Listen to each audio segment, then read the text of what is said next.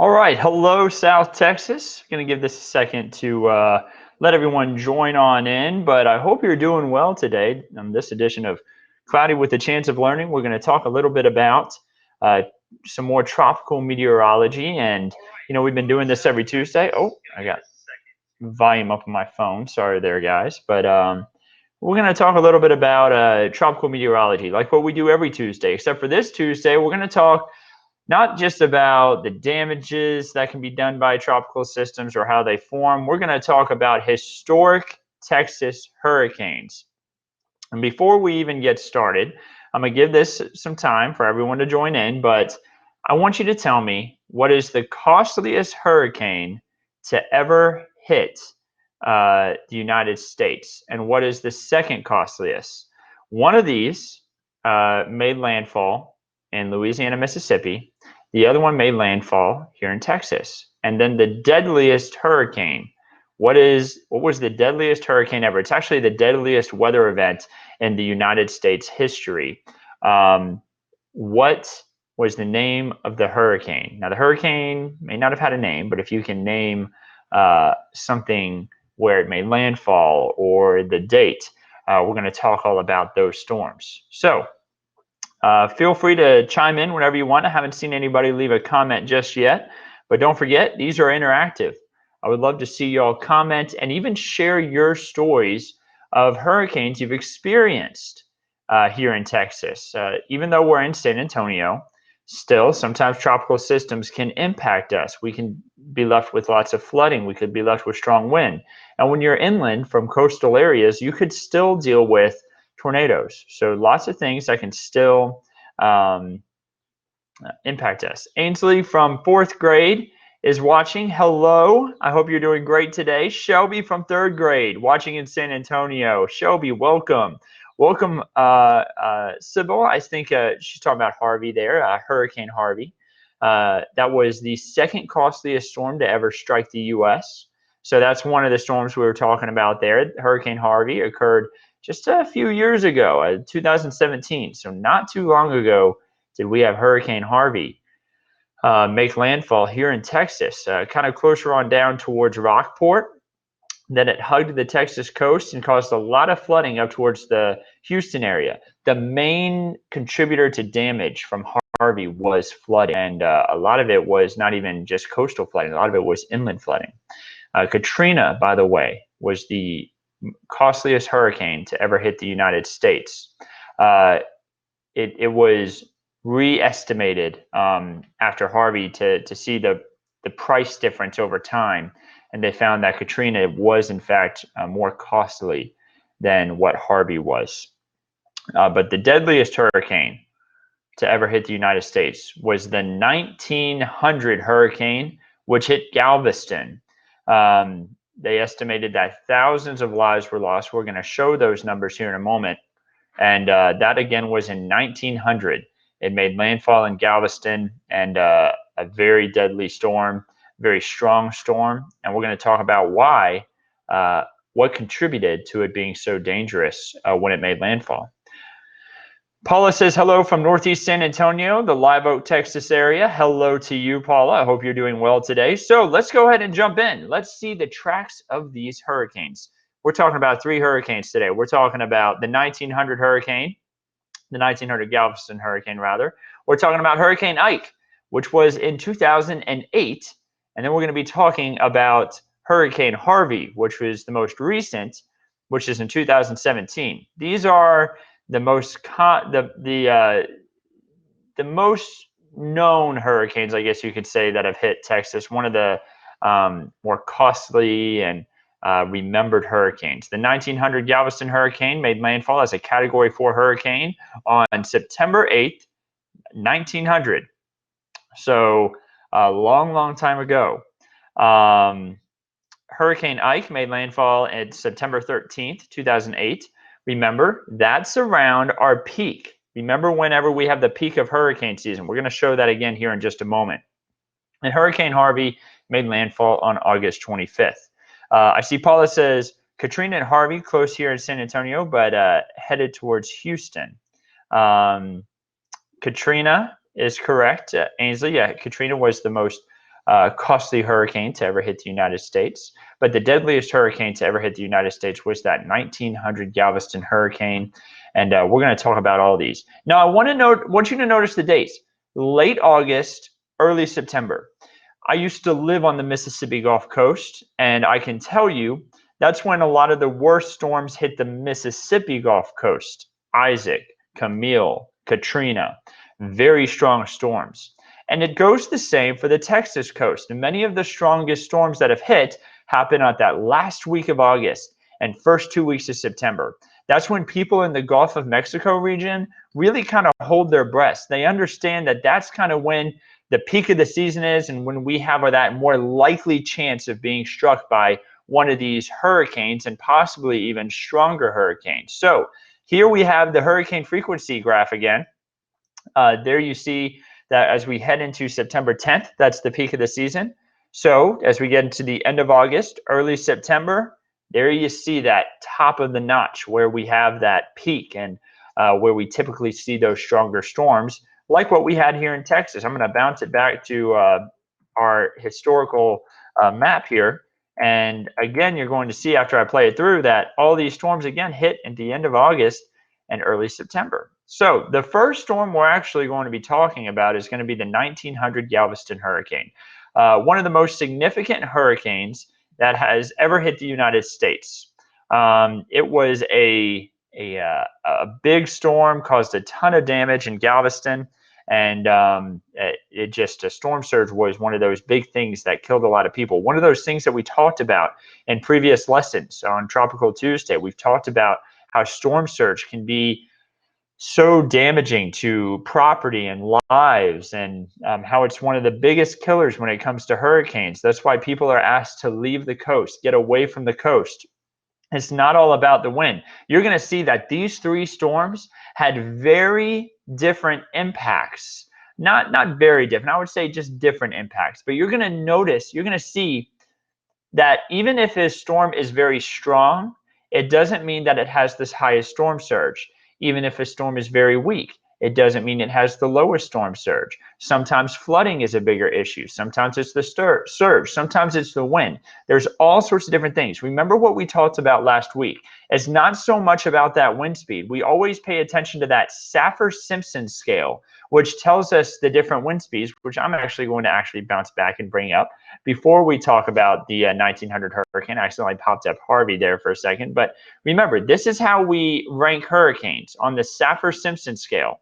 But we don't need to just pay attention to the wind speed. We need to pay attention to the the impacts a storm can cause. The impacts are the most important thing we have to pay attention to, not the wind speed itself. But a lot of the impacts are driven by that wind speed. So let's jump into this 1900 Galveston hurricane. It is the deadliest hurricane to ever hit the United States. It's also known as the deadliest weather event. So not just hurricanes, but the deadliest weather event to ever hit the United States. It was very significant. It produced an 8 to 15-foot storm surge down in Galveston. The surge was the main cause to the estimated 6,000 to 12,000 deaths. Remember, this was a long time ago. They had a little bit of trouble keeping numbers on things, I guess you could say, and they've estimated it's a big stretch there, 6,000 of a difference between 6,000 to 12,000 deaths.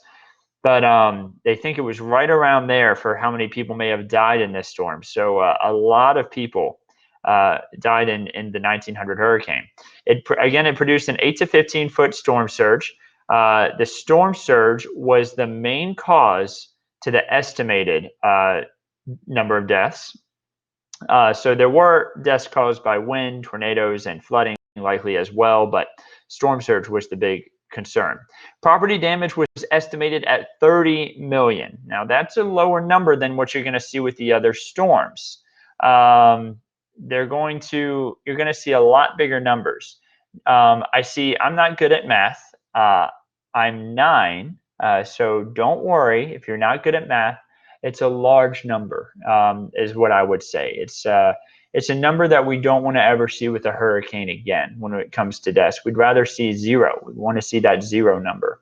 Property damage was estimated at 30 million, so tons and tons of money, but a lot lower amount of money compared to what some of these other storms are. And that is because there was not as much stuff down along the coast at this point. Now, Galveston was still a place, and there was still a town, and there was lots of damage. You had buildings completely destroyed, theaters destroyed, all sorts of different things destroyed, but it was a lot less, and things were built cheaper. So that's why it would be just 30 million in damage.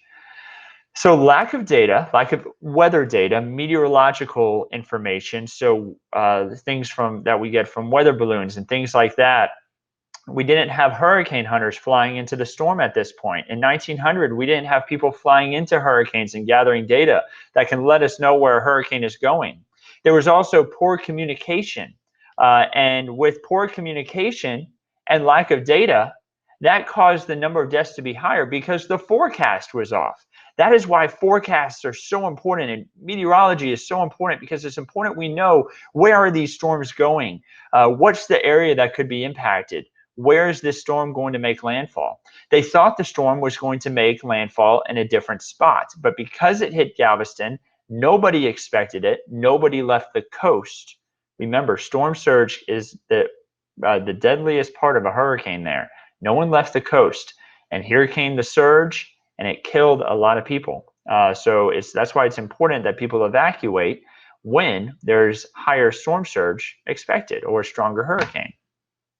So yes, and that last point, the hurricane forecast was off. And that's why it's so important. Data is so important, and these forecasts are so important. And that's why people risk their lives, the hurricane hunters. The Air Force Reserves, it's the 53rd Weather Reconnaissance Squadron. They fly out of Keesler Air Force Base. Some of y'all may know this. We're here in Military City, USA. We have Lackland Air Force Base, and some of your parents may have served even over towards Keesler, so they may know about this area. But that's where the 53rd Weather Reconnaissance Squadron flies out of, also known as the Hurricane Hunters.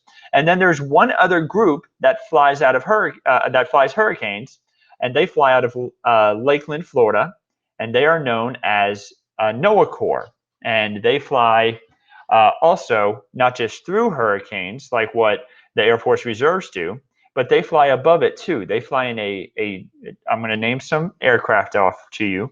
One is a G4, that is a jet that flies above the storm. It doesn't fly through the hurricane, it flies above it. It needs to be a propeller plane to fly through the storm. So they fly a propeller plane, which is a P3. It's a large aircraft. They fly that through the hurricane, and then the Air Force Reserves, our 53rd Weather Reconnaissance Squadron out of Keesler, they fly a C-130J. So it is another large propeller aircraft that they fly through the hurricanes. So we have 3 different aircraft that fly into hurricanes and gather data so that we can have better forecasts. C-130Js, P3s, P3 Orions is what they're called, and a G4 Gulfstream, or a Gulfstream 4 is what they fly into those hurricanes for better data. So we can have better forecasts. And you're going to notice the amount of deaths in these other storms is so much lower compared to the 1900 hurricane by thousands, even though some of these storms were way intense and hit areas that were way more populated. And the next storm we're going to talk about also made landfall in Galveston. This is Hurricane Ike. This happened in 2008. Some of you may not have been born yet. So this happened, man, it's hard to believe that was 12 years ago. But Hurricane Ike in 2008, it also made landfall in Galveston. It produced a 15 to 20 foot storm surge. Now, remember, Hurricane Ike was weaker. I'm going to show this again because I want y'all to see how much weaker Hurricane Ike was, but it still produced a huge storm surge. So, Category 4 hurricane, 1900 Galveston hurricane. And then Hurricane Ike made landfall in 2008 as a Category 2.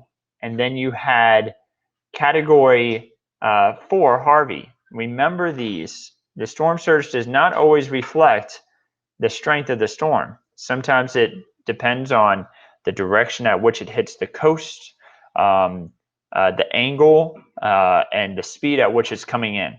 The storm, that is. 1900 hurricane, you saw that the storm surge was a little bit smaller, 15, and also the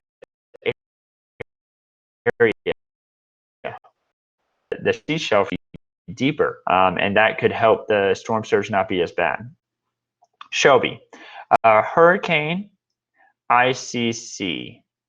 What hurricane is that? Oh, Isaac.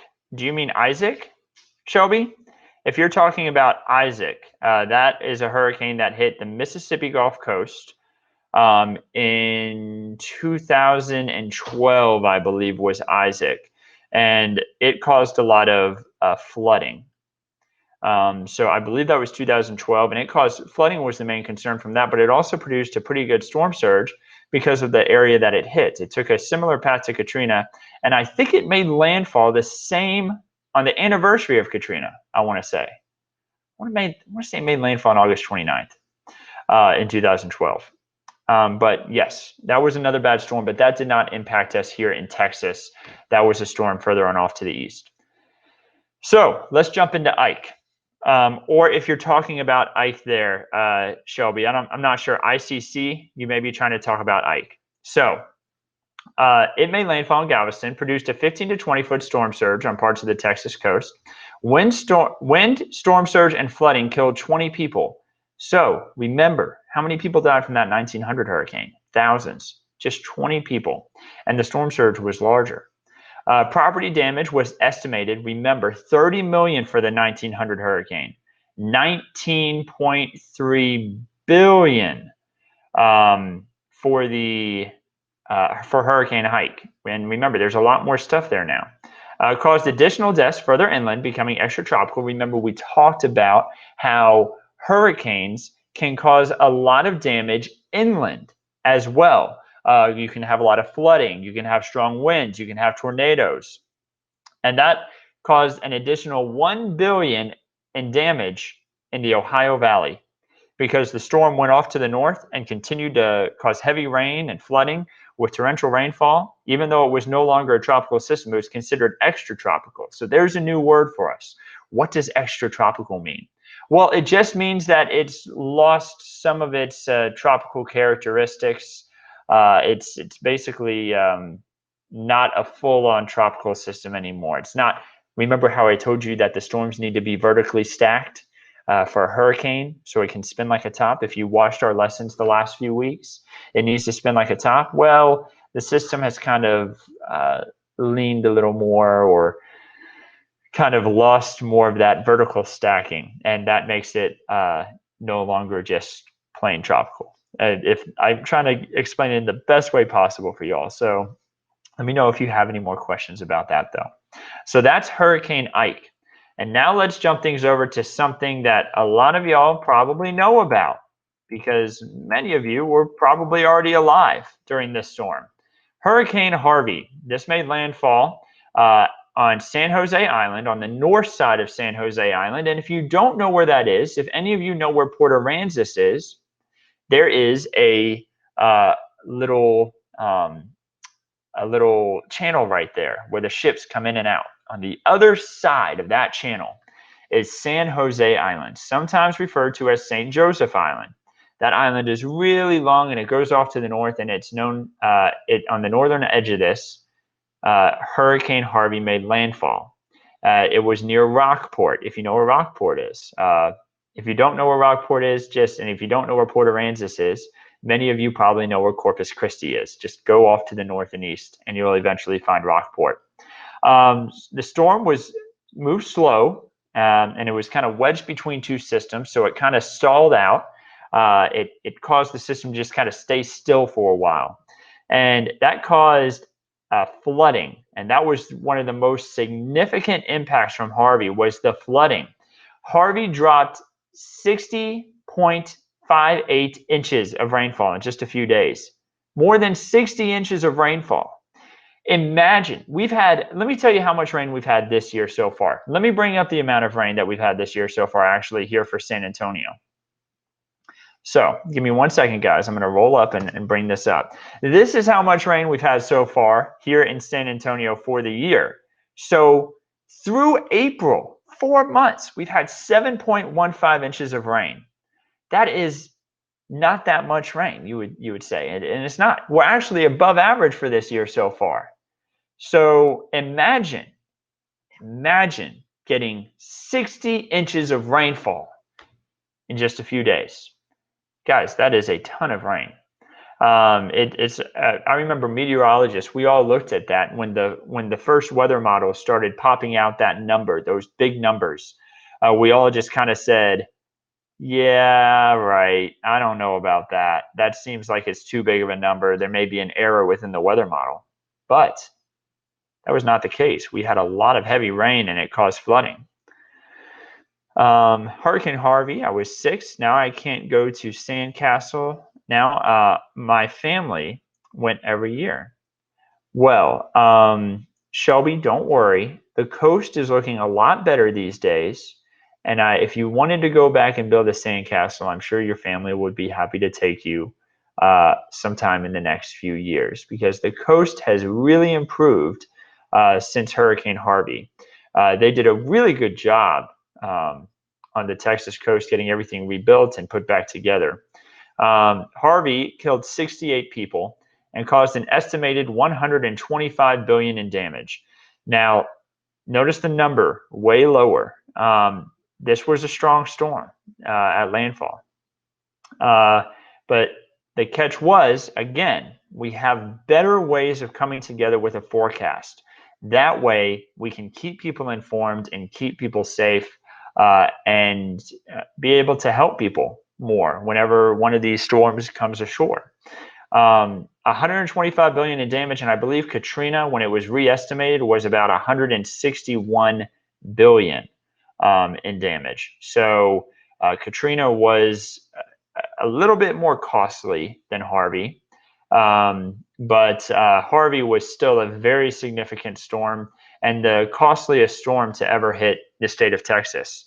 It was very significant and impacted a lot of people over towards the Houston area and then into southwest Louisiana and then all the way even stretching up to the north a little bit. So Harvey was a very strong storm and one that we will remember, but Texas has definitely seen its share of very strong hurricanes. Now I want to bounce it back to a graphic we've shown before because we mentioned Ike caused a lot of damage inland.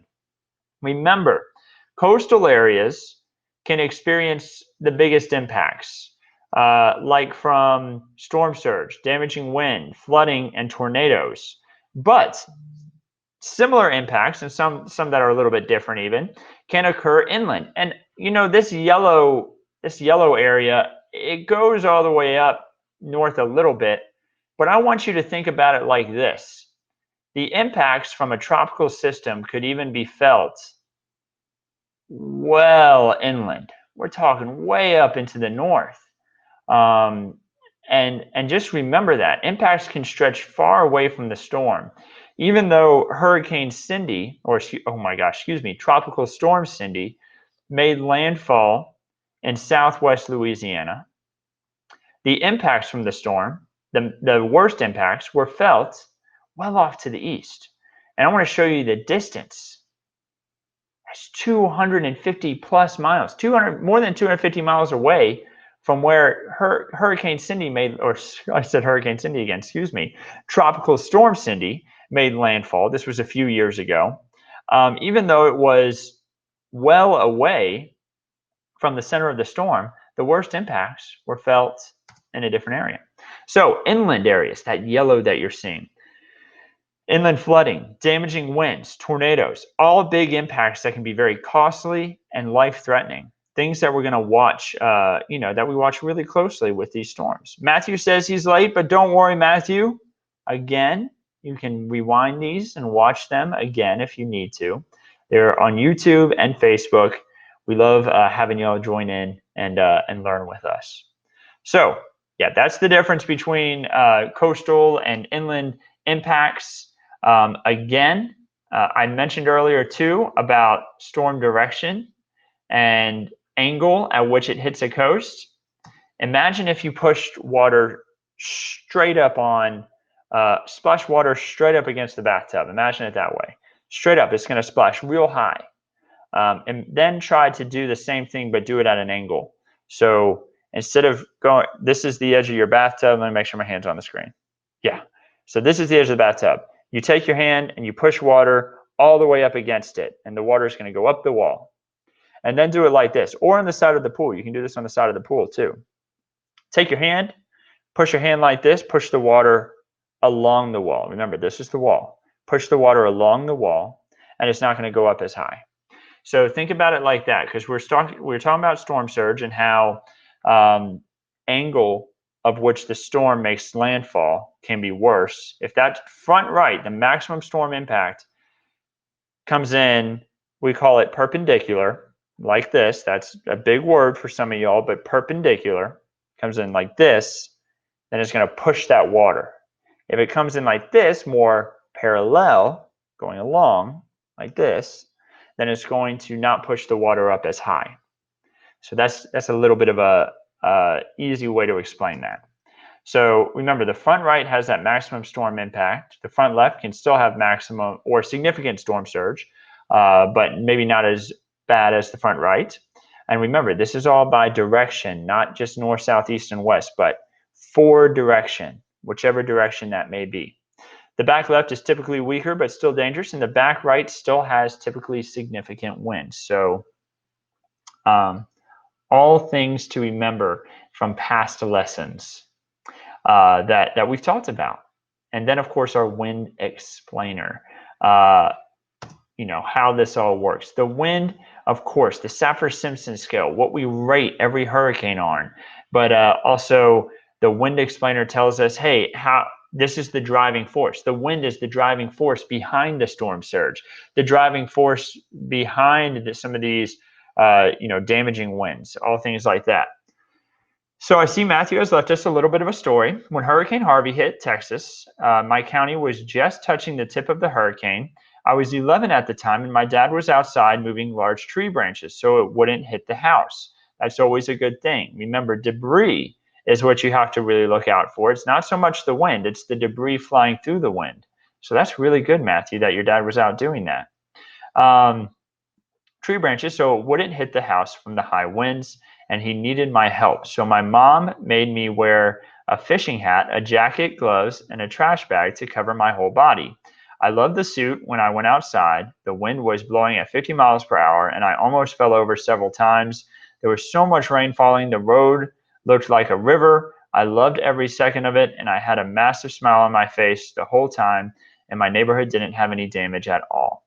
I will never forget that day. Matthew, I've experienced something similar to what you're talking about. When I was 15, Hurricane Katrina, that was 2005, made landfall in Mississippi, and it was still a strong Category 1 when it came up over our house. We were on the right side of the storm, on the right side of the eye, and we had really strong winds. The trees were just leaning over, and I was going outside in all my hunting gear, which was waterproof. So I was going outside in all my hunting gear, and the wind basically almost blew you over. Now, we did have some damage in our area. It wasn't a ton of damage, but we lost power for a while, and we had some damage afterwards, but thankfully our home was fine. But yeah, things like that, Matthew, are things that you'll never forget. You'll remember that for the rest of your life whenever you experience one of these strong storms. So Matthew, thank you so much for sharing that story with us. We really do appreciate it. Guys, I'm going to run through this graphic too. Again, you see small branches may sway in the wind. As wind speeds pick up, the damage could be a little bit worse. So Matthew had talked about the 50-mile-per-hour winds. Whole trees sway, cars could veer, twigs, small branches could break. Notice our house is still doing pretty good there. Matthew, you said your house didn't get any damage, or you didn't have any damage in your area. That's probably because the winds were a little bit weaker, just like what you had mentioned.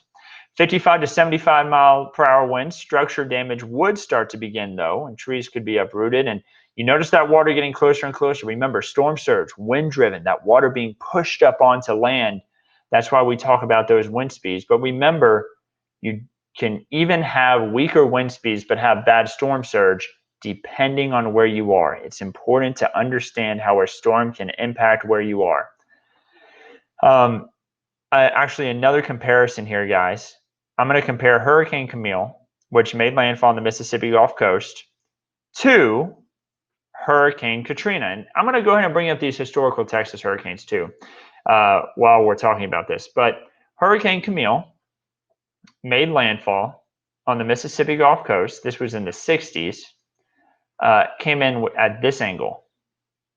See if I can get the line to draw. I think it's going to take a second. Just give me 1 second, guys. I'm going to start drawing this. When is it starting, or did it start already? I see your question. If you're talking about hurricane season, it's not until June 1st. So we still have a bit before hurricane season actually begins. So let's draw a line. This is where Camille made landfall. It made landfall like this. Camille was a much stronger storm than Katrina at landfall. And it had a smaller storm surge on the Mississippi coast, and it's because it came in at an angle. Katrina came in straight up, just like that. It was actually a little bit more like this, or I'm having trouble making a straight up and down line, but y'all understand what I'm saying. It was that more perpendicular, like this, that made Hurricane Katrina storm surge so bad. So all sorts of little bits of information here. We just kind of sprinkled it all through. It's all information that we learned from the last few weeks. Remember, if you missed the last few weeks, you can still go back and watch those. So today we talked about, again, some of the more historic hurricanes to ever hit the United States. Don't forget, or not the United States, but Texas rather. Don't forget that we do Cloudy with a Chance of Learning every day at 1 p.m. That's Monday through Friday. Matthew says it ends on November 30th. Matthew, that is correct. Great answer, man. And remember, the peak is September 10th. So, Matthew, I'm glad that you're remembering this. And he says it starts on June 1st, ends November 30th. Great job, Matthew. And yeah, don't forget that we're doing this every day at 1 p.m. Shelby, I see Shelby has a story. I had a few nightmares after Harvey hit that we were in our room and rushing to get stuff and didn't get away. It was really scary, but it's still just a dream. Yeah, Shelby, I remember having dreams and nightmares rather after Katrina myself. It's always, those storms can be so scary. I remember having nightmares about tornadoes when I was younger. When I was about 10 years old, 9, 10, I remember having nightmares about tornadoes because after we moved to Mississippi, it became a bigger deal. There were more tornadoes, and I hadn't experienced that as much until I was about 8. That's when we moved to Mississippi, and there were so much more tornadoes. So, Shelby, I understand how weather can be scary, but just remember, it's just good to be prepared. Have ways to receive weather alerts, whether that be with a weather radio, whether that be with the meteorologist on TV, or something you can find online. Anything that you can do to find weather alerts.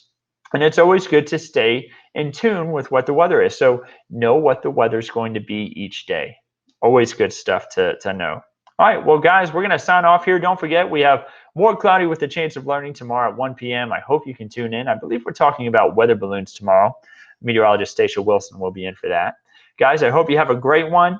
Remember, we have our newscast on at 4, 5, 6, and 10 this evening. Hope you can tune in to watch. Have a wonderful rest of your day. Enjoy some of the nicer weather we have outside for our day. Remember, speaking of weather, we have a chance for some stronger storms tomorrow, so keep an eye out for that. It's really going to be just for a little bit of our viewing area. If you're closer on off towards the northeast, kind of closer towards our friends in Austin. But much of us won't be dealing with as much in the way of stronger storms. It's just something to look out for. Rain for tomorrow, but sunshine and nicer weather for the end of the week and the weekend. Guys, I hope you can get out and enjoy it. We'll have more Cloudy with a Chance of Learning tomorrow at 1 p.m. Have a wonderful day.